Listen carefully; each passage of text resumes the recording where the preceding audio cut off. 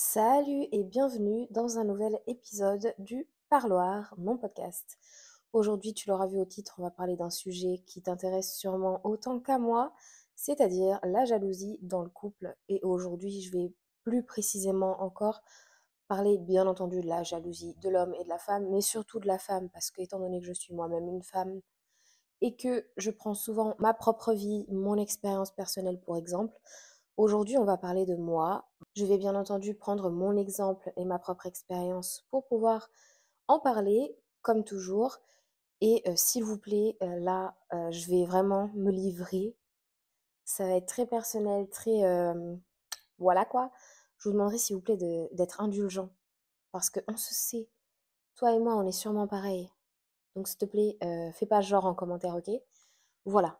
Je tiens aussi à préciser qu'au moment où je tourne cette vidéo, on est au mois de mars. Toi, au moment où tu la regarderas, on sera au mois de juillet. Je préfilme des vidéos étant donné que on est précisément le 2 mars et mon accouchement est prévu le 10. Donc, dis-toi que demain, on est lundi, j'accouche le lundi d'après.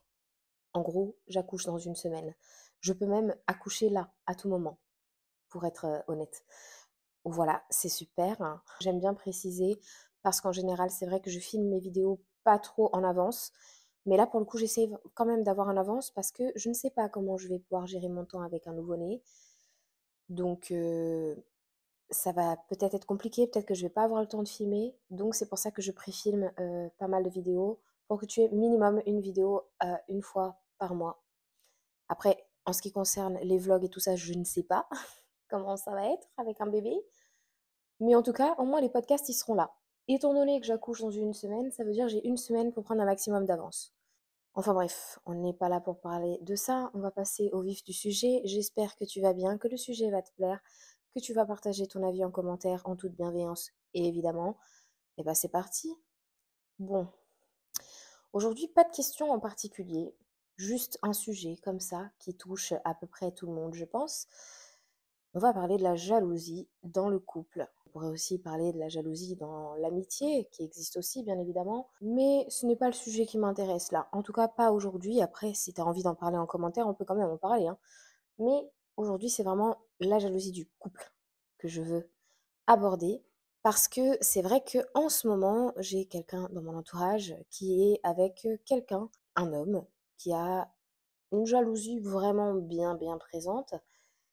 Et ça m'a fait tilter en fait, parce que je pense que malheureusement, c'est très rare de trouver la bonne personne. Et c'est beaucoup moins rare par contre de trouver des gros cons et des grosses connes qui te font vivre un enfer. Que ce soit par jalousie ou tout simplement parce que ce sont des manipulateurs. Et là pour le coup, il est non seulement jaloux, mais c'est aussi un manipulateur. Je vais pas faire des diagnostics et commencer à dire c'est un pervers narcissique, mais je suis à deux doigts de le dire quand même. Mais bref. Alors, comment moi je perçois la jalousie? On va commencer comme ça. Déjà, pour commencer, je trouve que la façon dont on grandit, dont on est influencé et ce qui nous entoure, bah, ça va forcément influencer qui on est, la façon de penser, pas seulement concernant le couple, mais concernant la vie tout court. Et moi, particulièrement, dans le sujet dans lequel on aborde, c'est-à-dire la jalousie, j'ai vu toujours à peu près le même schéma, ce qui m'a forcément formaté dans ma vie. Comme je l'ai déjà précisé, là, je vais parler surtout de mon avis personnel, donc du coup de la vie de la jalousie version femme, la jalousie de la femme, mais on va aussi aborder rapidement la jalousie chez l'homme aussi, mais on va pas s'attarder là-dessus parce que je suis pas un homme, donc je peux pas, je peux dire ce que je pense, mais je ne peux pas le parler comme si je l'avais vécu, quoi. Continuons. Déjà, en tant que petite fille, forcément, moi, on m'a mis devant les Disney. Je suis née en 96, hein. Moi, tout ce qui est Dora l'exploratrice et tout ça, c'est pas trop ce que je regardais. Moi, c'était vraiment, j'ai bercé dans les trucs de Disney, de la femme qui est sauvée par le prince, etc. Et il faut savoir que, oui, on est en 2025, je sais que maintenant, tout le monde est pour la femme est forte, la femme n'a pas besoin de l'homme, etc. Je suis pas forcément d'accord et moi, les Disney, classiques comme ils étaient avant, ça me convient très bien. D'ailleurs, je trouve qu'ils abusent un petit peu, maintenant avec le féminisme, dans Barbie, dans le film Barbie, dans les Disney. D'ailleurs, je suis pas allée les voir parce que, mon but d'aurait été d'aller voir ce genre de film, ça aurait été de me remémorer mon enfance, alors que là, Ils sont en train de prendre l'enfance de ma génération et de mettre les mœurs d'aujourd'hui. Voilà, je trouve ça un peu dommage, mais bon, chacun son avis là-dessus. Je vais sûrement me faire taper sur les doigts. Je ne dis pas que le féminisme ou je sais pas quoi et que la femme doit être prisonnière et que le féminisme est mal, mais je dis juste qu'il faut doser et que là, je trouve que c'est un petit peu trop exagéré. On n'est pas obligé de foutre ça partout, mais bon, ce n'est que mon avis. Continuons sur mon raisonnement. Je disais donc, j'ai été bercée par les vieux Disney, bien classiques, le prince qui vient sauver sa princesse, etc. Et donc du coup, déjà, ça te formate un peu en tant que petite fille à l'homme prince charmant qui va arriver, qui va être parfait, etc. Et c'est comme ça que j'ai été formatée du coup. Sauf que en fait, quand tu arrives à la vie d'adulte, tu vois qu'en fait, c'est pas ça la vie. Clairement pas ça, en fait. L'homme n'est pas forcément le prince charmant du tout, en fait, même. C'est très rare de trouver une personne convenable. Là, je dis même pas le prince charmant, mais juste convenable, c'est très compliqué. Et j'ai l'impression que plus ça va, plus c'est dur.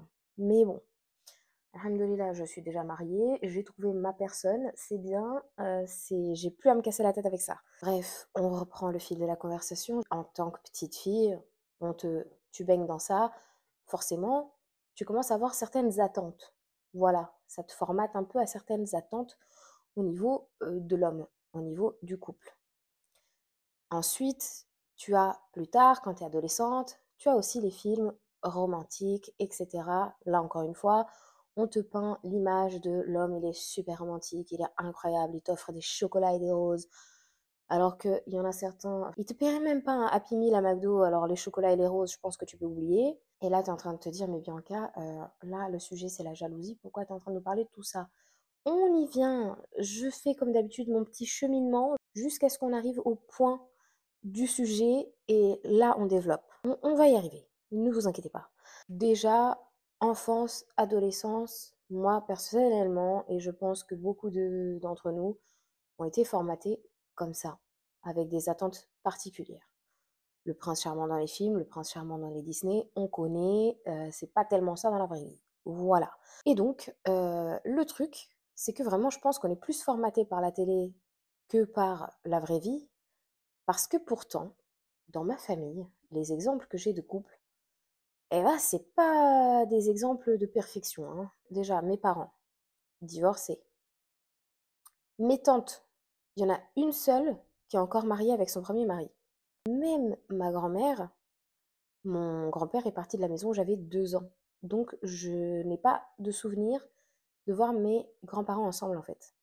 Donc, encore une fois, super l'exemple de l'amour parfait, prince charmant, et ils vécurent heureux pour toujours. Certes, j'ai été formatée par Disney, par les films romantiques, merci Hollywood, mais je peux te dire que dans la vraie vie, tout ce que j'avais comme exemple autour, c'était pas forcément des hommes forcément toxiques, mais c'était des mariages pas très, j'allais dire pas très solides, mais c'est pas qu'ils étaient pas solides, c'est peut-être soit parce que les personnes ne se correspondaient pas, et du coup elles n'étaient pas faites pour durer, parce qu'il faut que tu trouves vraiment la personne qui te correspond, qui a les mêmes idéaux, les mêmes objectifs que toi, sinon c'est un peu compliqué. Mais j'ai aussi fait face à des mariages avec de la violence, que ce soit psychologique ou physique, etc., dans ma famille. Donc ça, c'est ma base sur l'amour, qui m'a formatée pour plus tard avoir certaines attentes et certaines déceptions. Et c'est ça en fait. Maintenant, on va un peu rentrer dans le vif du sujet, c'est-à-dire la jalousie. Dans mon entourage, j'ai jamais vu par exemple ma mère, mon père être jaloux l'un vers l'autre, etc. Mes tantes. Je pense que ça, les crises de jalousie et tout ça, c'est surtout des trucs que tu fais plus en privé et pas trop devant ta famille. Donc ça, pour le coup, j'ai vraiment zéro exemple là-dessus. Mais il faut savoir que moi, personnellement, je me considère comme quelqu'un de jaloux. Et là, on va rentrer dans le sujet, vraiment, et on va rentrer dans ma façon de penser. Parce que moi, j'ai une théorie sur le fait que pourquoi nous, les femmes, on est jalouses. Alors, bien entendu, je sais qu'il y a déjà la jalousie maladive. Et là, pour le coup, c'est soit résultat d'un vécu avec des trahisons, etc., ou pas, Mais dans tous les cas, je trouve que là, pour le coup, c'est vraiment quelque chose à soigner. Il faut voir un thérapeute et en parler, essayer de voir d'où ça vient, pourquoi on réagit comme ça. Dans ces cas-là particuliers, je trouve que pour moi, c'est vraiment la solution, la thérapie en fait. C'est ça la solution pour moi. Donc là, je vais vraiment pas partir sur l'exemple de c'est de la jalousie maladive. Là, je pars vraiment dans d'autres cas où c'est vraiment de la pure jalousie. Il n'y a pas de jalousie maladive, etc. Donc, écartant l'hypothèse du coup que c'est pas une jalousie maladive, je trouve que, et là vous allez me dire, tu dis ça parce que tu es une femme, mais laissez-moi raisonner jusqu'au bout, vous allez comprendre. Je trouve que souvent, je dis pas donc que c'est tout le temps le cas, je précise et je souligne, je trouve que souvent, si la femme, elle est jalouse, c'est qu'il y a une raison et qu'il y a anguille sous roche. Parce que des exemples que j'ai eus dans ma vie, c'est que souvent, quand les femmes, elles doutaient de quelque chose et qu'elles allaient chercher du côté qu'elles pensaient qu'il y avait un problème, et bien bizarrement, elles ont toujours trouvé. Donc, appeler ça sixième sens ou je ne sais quoi, j'en sais rien. Je ne sais pas si c'est une intuition, un sixième sens, j'en sais rien, je ne sais pas ce que c'est, mais je sais que je l'ai vu de mes propres yeux, alors pas de mon vécu à moi, mais je l'ai vu de mes propres yeux. J'ai vu ces choses-là arriver, que la femme, elle ait un doute sur quelque chose plusieurs fois, et elle aille vérifier, et à chaque fois, elle avait raison. Et là, ça m'a fait penser que vraiment, je pense que si une femme est jalouse, surtout par rapport à une fille en particulier, ou une personne en particulier, ou une situation en particulier, eh bien peut-être qu'elle a raison. Alors peut-être pas, parce qu'encore une fois, tu as toujours des exceptions. Je sais qu'il y a des femmes qui sont jalouses un peu pour rien. Des fois, vraiment, elles essaient de chercher des problèmes là où il n'y en a pas. Mais ça, moi la première, toutes les femmes sont comme ça. Je pense qu'on n'a pas tout le temps raison, hein. Faut pas déconner non plus. Mais je pense que souvent, quand on a des doutes, bon, c'est peut-être pas plus mal de creuser. Du coup, en parlant de creuser, on va maintenant déborder sur un autre aspect de la jalousie, tout ce qui est fouiller les réseaux sociaux, fouiller le téléphone, etc. Ça, est-ce que je suis d'accord ou non? Bah, très honnêtement, je vais être en 100% transparente. Est-ce que j'ai déjà fouillé le téléphone de mon mari? Oui. Heureusement, j'ai jamais rien trouvé. Mais est-ce que je l'ai fait? Oui. C'était instinctif, j'avais pas de raison particulière de le faire. J'avais pas, de doute, mais je l'ai déjà fait 2 fois, instinctivement, en fait. Parce que je me suis dit: «Vas-y, fais-le». Je ne sais même pas expliquer. Voilà, je l'ai déjà fait, mais après, honnêtement, je l'ai dit à mon mari, je lui ai dit que je l'avais fait et c'est vrai qu'il était pas un petit peu dans l'incompréhension parce qu'il s'est dit: «Mais est-ce que j'ai fait quelque chose qui t'a fait douter? Est-ce que j'ai dit quelque chose? Est-ce que je réagis différemment? Pourquoi tu as fait ça?» Heureusement, j'ai un mari qui est très communicatif, qui a pas du tout de mal à s'exprimer et du coup, il a eu cette intelligence de se demander que ça se trouve, c'était lui qui avait fait quelque chose pour que je réagisse comme ça ou que je doute. Alors que non, c'était pas du tout ça, c'était juste par paranoïa là pour le coup, un petit peu, parce qu'au final, j'ai rien trouvé, je le savais, déjà, en réalité, mais j'ai eu quand même ce truc de: «Va quand même vérifier, on sait jamais». Je sais pas, c'est comme ça. Je pense qu'on est beaucoup comme ça, hein, plus que ce qu'on ose l'admettre. Du coup, pour revenir là-dessus, est-ce que je trouve ça correct? Non. Franchement, je trouve que c'est pas la bonne solution. Parce que surtout, je trouve moi, personnellement, que dans un couple, ça doit fonctionner comme ça. Tout ce qui est réseaux sociaux, téléphone, etc., je trouve que euh, les deux téléphones doivent toujours être à disposition l'un de l'autre. Pas forcément que l'un ou l'autre aille fouiller, mais juste le fait que tu saches que tu connais son code, il connaît ton code, et que le téléphone, il n'est pas face contre terre, il ne le cache pas, et tout ça, bah déjà, ça te permet de te dire, de te rassurer et de pas avoir ce truc de attends, c'est bizarre, je connais même pas son code, il ramène son téléphone aux toilettes, dans la salle de bain, dans la cuisine, tout le temps avec lui, il laisse jamais son téléphone face vers le haut, à côté de moi. Là, tu vois, c'est forcément, c'est bizarre quoi. Forcément, dès que tu as l'occasion, tu vas aller fouiller, tu vas aller chercher, c'est normal. Et moi, je trouve que ça, déjà, ça peut aussi être un problème. Mais on y reviendra plus tard. Moi, mon avis, c'est si t'as rien à cacher, bah, pourquoi, ne pas partager les mots de passe et cetera? Je sais qu'il y a certains couples, bah, qui sont pas du tout pour ça, ils sont là en mode: «Bah, non, c'est mon intimité et tout». libre à vous, hein. Moi, je donne vraiment mon avis, ma façon de voir les choses et ce que je pense et ce qui me rassure moi et comment ça fonctionne pour moi dans mon couple. Après, chacun voit midi à sa porte. Chaque couple est très différent. Chaque couple a ses propres limites. Moi, je connais les miennes, je connais celles de mon mari. Après, chacun fait comme il veut, hein. Moi, je suis pas là pour donner des conseils. Moi, je dis ce que je pense et je me prends moi, pour exemple, mon vécu. Je tiens à préciser encore une fois. Revenons du coup au sujet. Donc moi, je trouve pas ça correct, très honnêtement, surtout de le faire en cachette. Mais bon, comme j'ai dit, je me suis pas sentie super à l'aise et je lui ai dit et on en a discuté et voilà, je l'ai plus refait parce que j'ai trouvé ça débile en fait. Je me suis dit non seulement j'ai rien trouvé, en plus je m'en doutais déjà un petit peu et en plus de ça, bah, c'est pas comme s'il avait des comportements bizarres qui me feraient douter, donc je sais même pas pourquoi j'ai fait ça. Mais bref, voilà, je pense que je suis pas la seule à avoir déjà vécu ça, donc je suis là en toute transparence. Peut-être que tu t'identifieras à mon cas et à moi, et je l'espère parce que ça voudrait dire que je suis pas complètement tarée. Bon, je sais qu'il y a pire que moi, hein, mais voilà. Mais tu vois, par exemple, ça pour moi, c'est une forme de jalousie, c'est une forme de doute et de peur en fait. Heu, Pourquoi on a peur? Bon ça peut être pour plusieurs raisons, je vais pas rentrer dans les détails parce qu'honnêtement, même moi, je ne sais pas. Mais c'est comme ça, on aime la personne, on n'a pas envie de la perdre et je pense que c'est tout simplement pour ça. Mais du coup, je voulais quand même faire cette petite parenthèse sur le fouillage de téléphone, des réseaux sociaux et cetera parce que je pense qu'on est beaucoup, beaucoup, beaucoup à faire ça et que, bah, il fallait que je partage ça. Vous n'êtes pas toutes seules, mesdames. On est beaucoup, pareil en fait. Pas toutes, bien sûr, mais on est beaucoup, je pense, comme ça. Continuons. Chacun fait ce qu'il peut pour se rassurer, hein. Et on repasse du coup sur le sujet jalousie. Pour revenir là-dessus, moi, du coup, je disais, je pense que la femme, elle a peut-être des raisons, elle a peut-être ce sixième sens, et que si elle a un doute sur quelque chose, bah, elle a sûrement raison.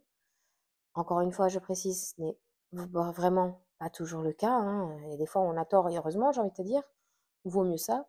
Mais voilà, je trouve qu'on doit quand même suivre son instinct.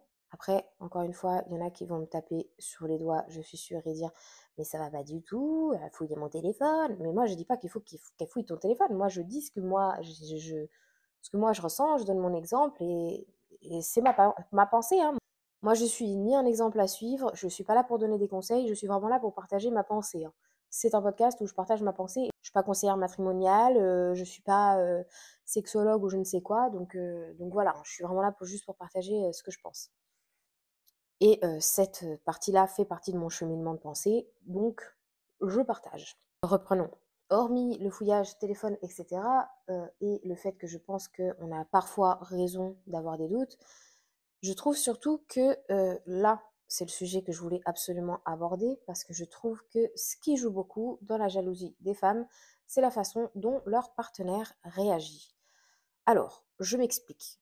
Il y a pas longtemps, j'ai demandé à mon mari: «Est-ce que ça va? Est-ce que tu te sens étouffé avec moi? Tu penses que je suis trop jalouse?» Et là, il m'a dit: «Bah non, franchement, je trouve pas que tu sois jalouse». Et franchement, très honnêtement, ça m'a bien fait rire.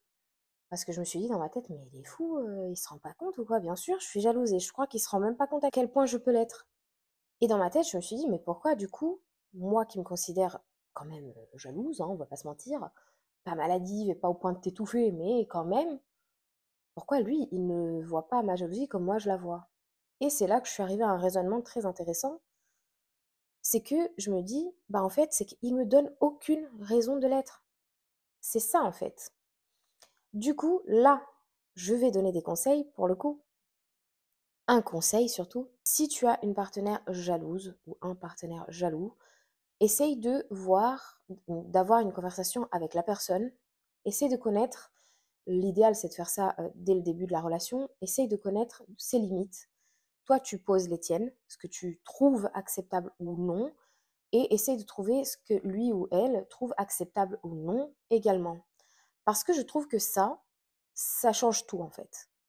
Par exemple, moi, je me considère comme quelqu'un de quand même pas mal jaloux, on va pas se mentir, on va se l'avouer à un moment donné. Et pour le coup, quand mon mari m'a dit ça m'a surpris. Mais d'un autre côté, après j'ai raisonné et je me suis dit: «En fait, je comprends pourquoi. C'est parce qu'il connaît mes limites et il respecte ça et il ne les dépasse pas. Et comme il vient pas titiller ma jalousie, bah forcément, bah, je fais pas de crise ou de: «Oh ça m'a pas plu, t'as fait ça». Voilà, il y a pas ça. Parce qu'il sait ce qui me blesse, il connaît mes limites, en fait. Et moi, je connais les siennes. Et du coup, je vais pas le titiller. Je vais pas faire quelque chose qui va le déranger. Parce que moi, ce que les autres pensent, mais j'en ai rien à foutre. C'est lui, l'homme de ma vie avec qui je partage mes jours. C'est à ses sentiments à lui que je dois penser. Et ses sentiments à lui que je dois respecter. Le reste, on s'en fiche. Là, on peut arriver à un autre extrême, bien évidemment. C'est par exemple, quand je dis il faut poser ses limites, enfin, quand je dis qu'il faut connaître ses limites, ça peut être n'importe quoi. Ça peut être ça me dérange pas que tu dises bonjour aux filles, mais j'aime pas quand tu parles aux filles du tout. Parce qu'on va pas se mentir, il y a des femmes qui acceptent pas du tout que leur mari euh, parle à d'autres femmes. Et inversement, il y a des maris qui aiment pas leur femme parle à d'autres hommes. Et là, je trouve que c'est pour ça qu'il faut poser les bases de tes limites dès le début et essayer de connaître les limites de l'autre dès le début. Parce qu'il faut que tu saches. Parce que, admettons, toi, ses limites à lui, c'est que tu parles à aucun autre homme. Sauf que toi, ça te dérange. Parce que tu as des potes que tu aimes bien, avec qui tu t'entends bien, des potes du coup de la jante masculine avec qui tu t'entends bien et que tu n'es pas prête à sacrifier certaines relations, ton meilleur ami, ton je sais pas moi, peu importe.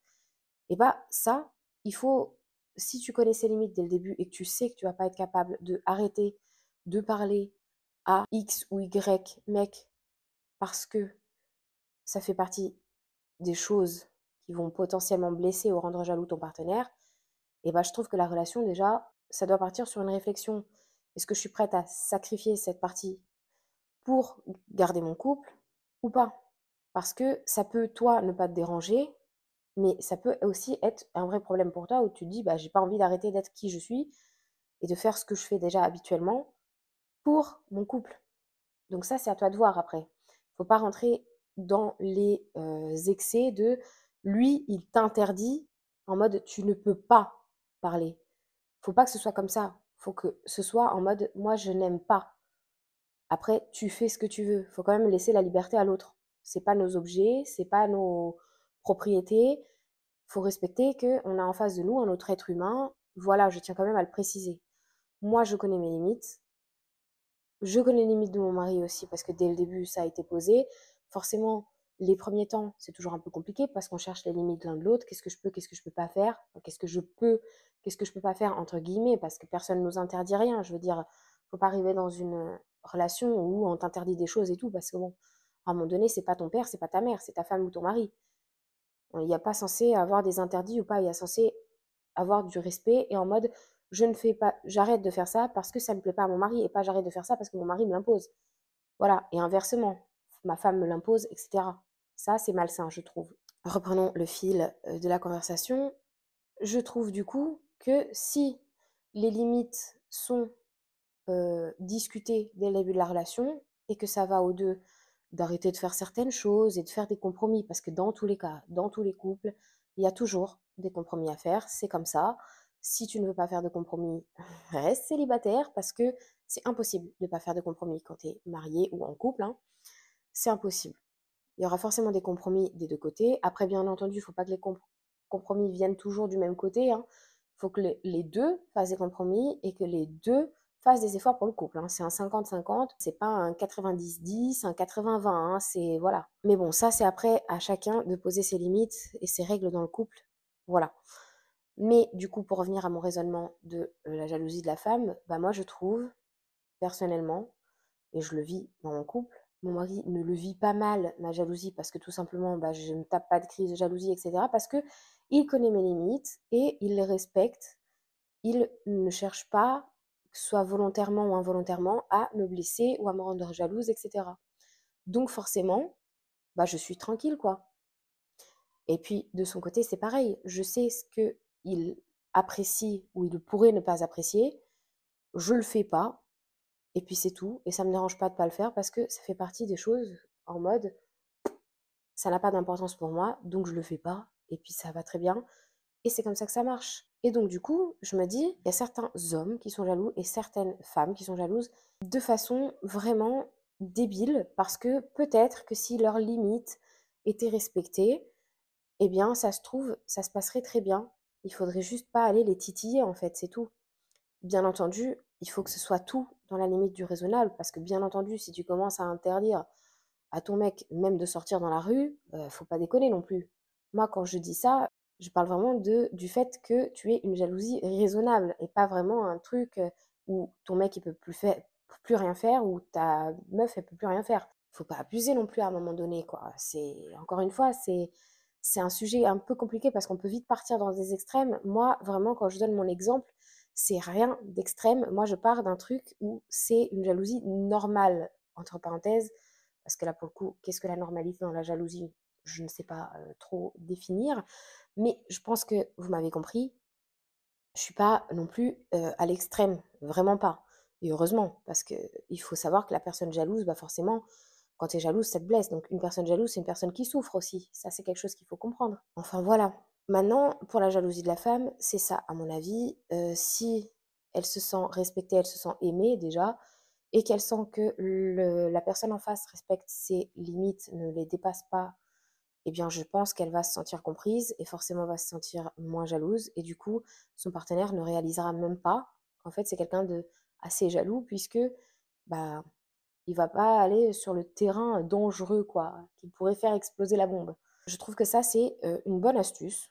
Mais bon, après, ça, encore une fois, chaque couple est différent. Moi, je parle de mon propre exemple, hein, mais ça peut ne pas fonctionner pour d'autres. Ça dépend quelles sont vos limites, est-ce que vous acceptez, voilà quoi. Ça, c'est à vous de vous auto-analyser et d'analyser votre couple. Maintenant, j'aimerais quand même parler de la jalousie féminine parce que je me suis aussi posé la question, je me suis dit que oui, je sais qu'il y a des hommes qui sont très jaloux, mais je trouve quand même que nous, les femmes, on est vraiment beaucoup plus jalouses que les hommes. Et je me suis demandé pourquoi. Et en réalité, j'ai pas réussi trop à trouver la réponse. Je me suis dit, est-ce que nous, on est plus jalouses parce que les hommes, ils ont plus tendance à être infidèles et tout ça? Mais en réalité, non, je ne pense pas. Parce qu'il y a des femmes aussi infidèles. Et je me demande même si on a peut-être pas plus. Je sais pas. Je pense que niveau pourcentage, on est 50-50 là, encore une fois. Il y a des femmes bien, il y a des hommes bien, il y a des femmes infidèles, il y a des hommes infidèles. Donc je me dis pourquoi nous, les femmes, en général, on a cette étiquette directe de on est super jalouse, on fait des crises, etc. Alors que les hommes, non. Enfin, quand je dis non, c'est peut-être pas la bonne expression, parce que bien sûr que oui, il y a des hommes qui sont jaloux aussi, mais je veux dire beaucoup moins. Je trouve qu'on est peut-être 90% de femmes jalouses et peut-être beaucoup moins dans le pourcentage des hommes. Donc je me dis pourquoi. Et là, dans ma tête, je me suis aussi arrivée à un raisonnement.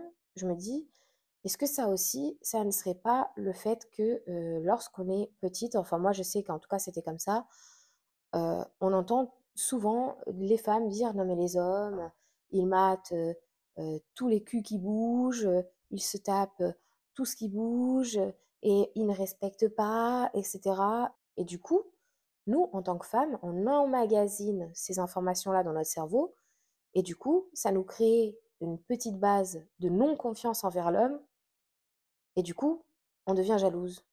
Je sais pas si c'est ça ou pas, mais c'est quelque chose que je me suis dite, que ça serait peut-être ça.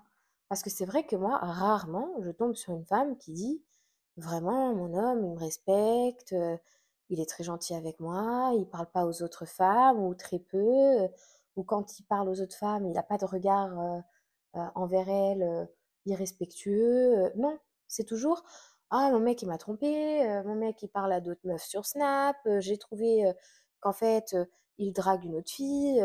Et du coup, je me dis, en fait, en écoutant tous les exemples de nos copines là, qui se font presque tromper, voire vraiment tromper, je me dis, mais ça se trouve, c'est ça qui nous formate à penser qu'en fait, la plupart des hommes sont infidèles et par conséquent, bah, nous, on devient jalouse. Moi, je pense que c'est peut-être ça.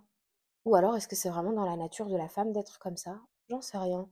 Mais vraiment, cette réflexion, je trouve ça très intéressant. Je serais vraiment très intéressée de voir ton avis en commentaire. Parce que pour le coup, je me demande pourquoi il y a plus de femmes jalouses que d'hommes. Parce que je ne pense pas que la femme soit plus digne de confiance que l'homme.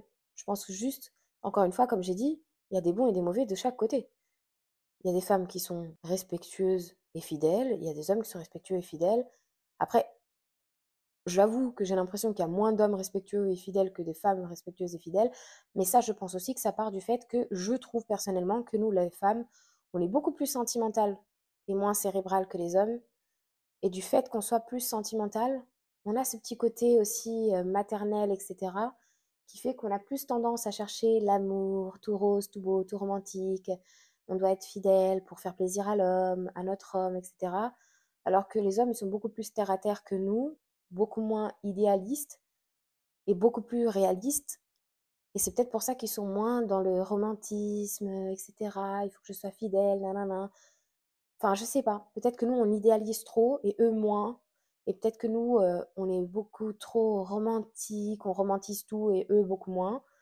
Je sais pas. C'est une réflexion que je pose là, une sorte de question ouverte à laquelle j'attends les réponses en commentaire. Mais voilà. En fait, j'ai plus grand-chose à ajouter, je pense, au niveau du sujet. Mais moi, je pense que c'est ça. Je pense que nous, les femmes, souvent, on n'est pas jalouses pour rien quand même. Mais parfois, oui. Faut pas déconner non plus, hein. Des fois, on abuse, hein. On abuse des fois. Faut pas déconner. Faut les laisser respirer aussi, merde. Les pauvres. Mais, heu, mais ouais, je trouve que ouais. En fait, je trouve que c'est ça, faut poser les bases, mais pour tout dans le couple, pas juste dans la jalousie, mais pour tout. Ce qui est acceptable pour toi ou pas. Et pareil pour ton partenaire, faut qu'il pose direct les bases, ce qui est acceptable pour lui ou pas. Pas seulement dans la jalousie, mais dans tout. Dans le comportement, dans la façon de parler, etc. Est-ce que vraiment vous matchez l'un avec l'autre ou pas? Enfin vraiment, pour tous les domaines de la vie du couple, pas seulement vraiment la jalousie, vraiment tout. C'est très important en fait, de connaître les limites de chacun et, euh, et ce qui est faisable ou pas, réalisable ou pas, voilà quoi. Enfin bref, je sais pas. J'avoue que j'ai un petit peu peur de poster ce podcast parce que bon, il y en a qui vont me dire peut-être que je suis tarée. De toute façon, je ne suis pas trop rentrée dans les détails, donc vous en savez presque rien. Moi, j'ai juste donné une infime partie de ce que je suis et de ce que mon couple est, hein. Parce que moi, je suis pas là pour non plus raconter ma vie, je suis là juste pour partager des informations de mon propre vécu et pour pouvoir baser mon avis et expliquer ma façon de penser. Bon, voilà. Après, j'ai envie de te dire, franchement, même si je me fais juger en commentaire, je sais très bien qu'il y a des femmes beaucoup pires que moi, hein, et qui ont vraiment des jalousies maladives. Et là, pour le coup, vraiment, il faut consulter, que ce soit l'homme ou la femme, vraiment aller consulter parce que, mais vraiment au premier degré, hein, je dis pas ça pour juger ou quoi, je porte aucun jugement, vraiment pas, parce que je suis pas à votre place, donc moi je suis personne pour juger, donc voilà. Mais vraiment la thérapie, hein, peu importe, c'est très important de savoir d'où viennent les traumas, d'où viennent les choses, pour pouvoir les résoudre. Voilà. Je tenais vraiment à aborder ce sujet parce que je trouve que c'est très intéressant et qu'on est peut-être un grand pourcentage de couples à vivre ça, la jalousie de notre partenaire ou notre propre jalousie. Et du coup, je trouvais ça super intéressant parce que je trouve que ça va vraiment toucher beaucoup de personnes. J'espère en commentaire que tu vas me dire ton vécu, ce que tu en penses de tes anciennes ou actuelles relations, etc. Que tu sois homme ou femme, qu'est-ce que tu en penses de ce que j'ai dit? Est-ce que tu penses que les femmes sont plus jalouses que l'homme ou pas? Heu, ou pas forcément? Est-ce que tu penses que pourquoi la femme serait plus jalouse que l'homme? Ou pourquoi l'homme moins jaloux, moins romantique et cetera? Je sais pas à quoi c'est lié. Moi, j'ai donné mon avis qui n'est pas, ferme, hein. Je pense que, je peux avoir raison comme je peux avoir tort. Donc je serais vraiment intéressée de savoir en commentaire votre façon de penser à vous, pour peut-être faire changer ma façon de penser à moi. Parce que là, pour le coup, je suis vraiment ouverte à la discussion, j'ai envie de savoir, réellement. Voilà. Écoute, en tout cas, j'espère que ce podcast t'a plu et que le sujet t'a plu. Moi, j'ai rien à ajouter. Je te dis à très bientôt, j'espère, pour la prochaine vidéo. Merci beaucoup de m'avoir écouté. Prends soin de toi et prends soin des autres. Voilà. Bye.